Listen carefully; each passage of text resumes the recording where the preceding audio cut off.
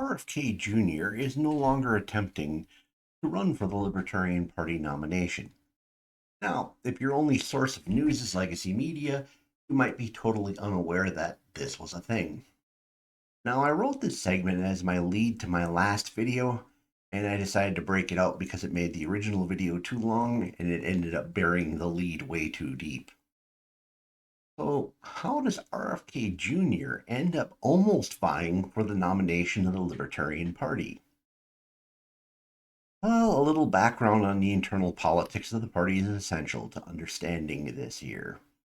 In 2016, the Libertarian Party ran Gary Johnson and gave the Libertarians one of the best electoral showings in their history. Yet, in terms of results, it did little to grow the party other than improving ballot access in a few states. Libertarians have no true left or right factions. Often, libertarians come from one of those camps to the libertarian one. Liberals who realize the economic component is just as important as the social component, and conservatives who realize classic liberal social values are critical to the experiment of America. That said, often the origin of an individual libertarian's value guides his priorities. In other words, libertarians who come from the right will tend to value the priorities that they originated with, and the same for the left. So both sides agree with the libertarian platform, but differ strongly on what is more important. Between 2016 and 2020, the Libertarian Party leadership adopted an ideology that can only be described as DEI informed. Although I really hate the term, woke is the best descriptor of this. Woke ideology influenced the talking points of the Libertarian Party. Although the platform didn't change significantly, the voice of the party did. The leadership proclaimed that it's not enough just to be against racism, that libertarians needed to be anti-racist. And the party spent its time attempting to publicly shame activists into signing pledges to be anti-racist. Now, if you're not familiar with DEI, being against racism and being anti-racist are actually two very different things.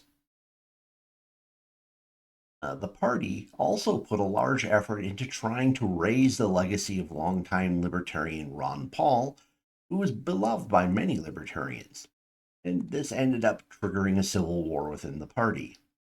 This DEI woke ideology spilled over into the presidential campaign, where 2020 candidate Jo Jorgensen probably unwittingly picked up DEI talking points that lost her many critical online speaking venues such as Joe Rogan, Tim Pool, and a lot of other influential social media personalities who specifically mentioned her by name, mentioned her DEI stances, and said they had nothing to talk to her about.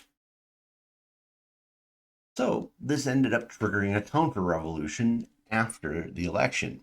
The old leadership was purged, and the new leadership decided that they were going to pick up a 4chan edgelord style of messaging, try to resonate with social media.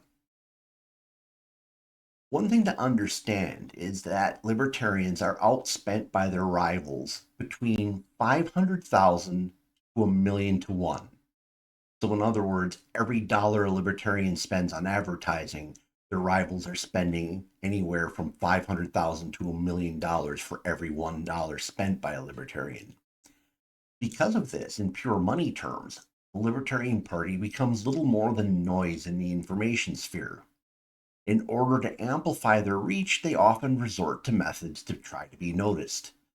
The attempt to be noticed typically results in some form of the following: trying to cozy up to legacy media to the point where libertarians look slimy, attempting to recruit celebrity candidates, doing outlandish public acts, and saying over-the-top things. The 2016 leadership worked on being cozy with legacy media and recruiting celebrity candidates. The current leadership is trying to be outlandish in its acts and over the top in its speech. Now, Earlier in this year, there were some serious talks about having RFK run as a libertarian. This tactic appeared to have been initiated by the outer power leadership that was controlling things from 2016, but had been purged in 2020. The idea was that RFK would get on a bunch of state ballots that he might not be otherwise able to get to on his own. So therefore, that was what he was looking to get out of the Libertarian Party, essentially more state ballot access. The LP would benefit by getting a number of votes that might match or exceed what Gary Johnson got in 2016. Now, I think RFK Jr. is a pretty interesting person. He is a hybrid of liberal and progressive, where the liberal side is a little bit more dominant. And that liberalism is a very attractive feature. Whereas pure progressives tend to shrug it off when government starts creating a body count, the liberal in RFK recognizes the damage that current progressive establishment is doing. This leads him to see many of the same problems libertarians do.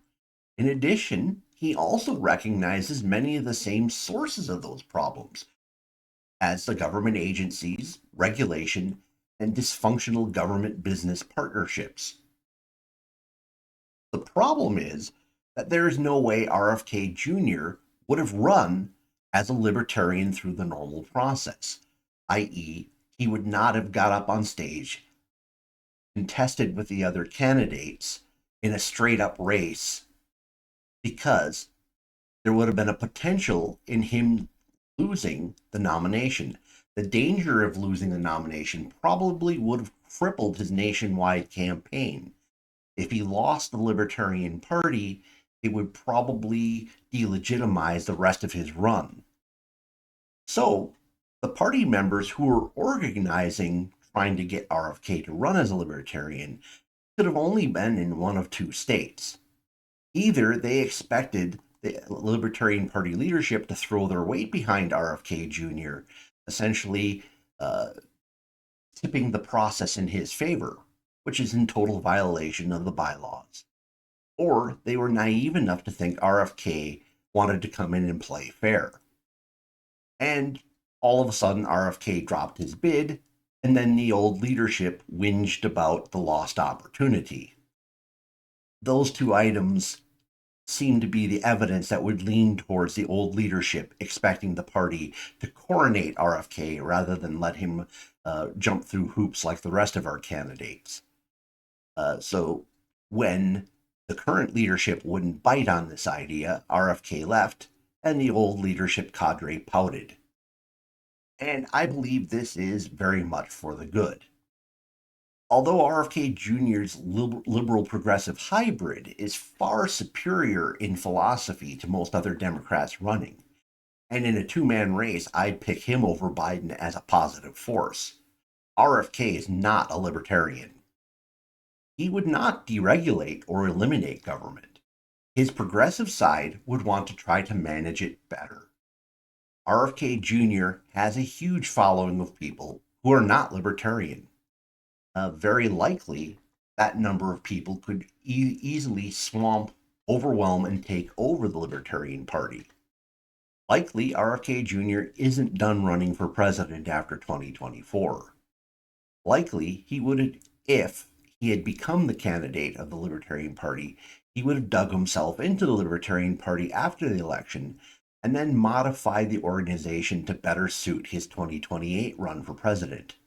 I believe RFK running would have created a grave risk of permanently altering the philosophical trajectory of the Libertarian Party.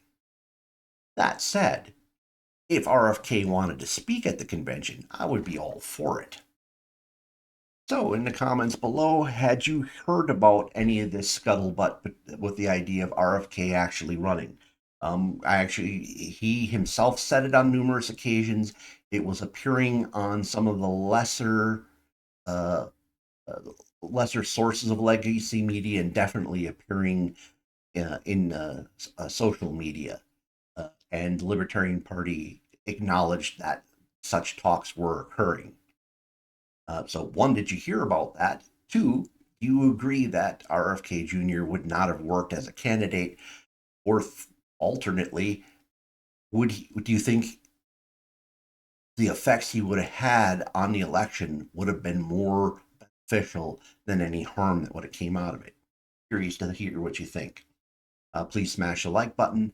If the YouTube algorithm brought you here and you're not a regular subscriber, look at my other titles. Get into a lot of stuff. Surely you'll find something that interests you. Please subscribe. And if you know someone who might find this interesting, share it with them. Thank you for spending time with me this evening. Hope to see you again in a future video.